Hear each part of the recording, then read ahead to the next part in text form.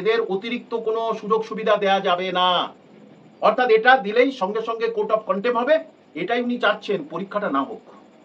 এখানে বিরোধীরা কি করবে বলুন তো? আপনি তো নিজে কোর্টের অর্ডার মানছেন না, তাহলে বিরোধীদের কি দোষ এখানে? মুখ্যমন্ত্রী মমতা বন্দ্যোপাধ্যায় প্রধানমন্ত্রীকে কটাক্ষ করেছেন। উনি বলেছেন যে এসএসসি নিয়ে ভাবতে হবে না, ওটা সিপিএম বিজেপি মামলা করেছে, আমি ঠিক সমাধান করে দেব।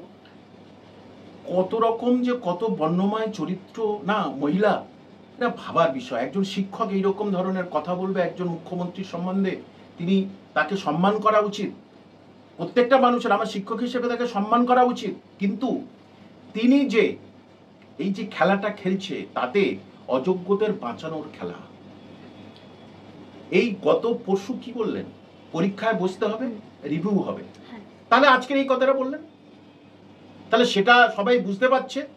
কিন্তু ব্যাপার হচ্ছে একজন লিডারের দরকার, যে লিডার এই শিক্ষিত ছেলে মেয়েকে কিন্তু পরিচালনা করবে, যে ভোট নয় আর এই সরকারকে।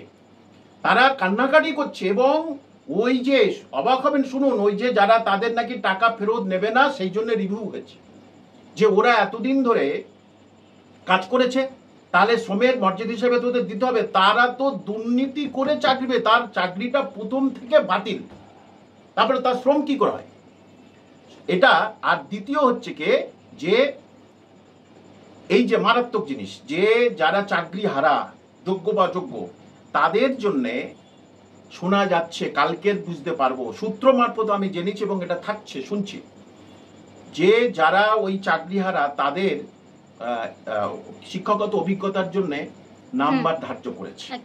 সেটা কালকেরই বোঝা যাবো, সূত্র মারফত খবর।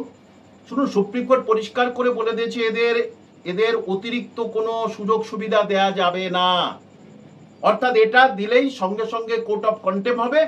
এটাই উনি চাচ্ছেন, পরীক্ষাটা না হোক। এখানে বিরোধীরা কি করবে বলুন তো?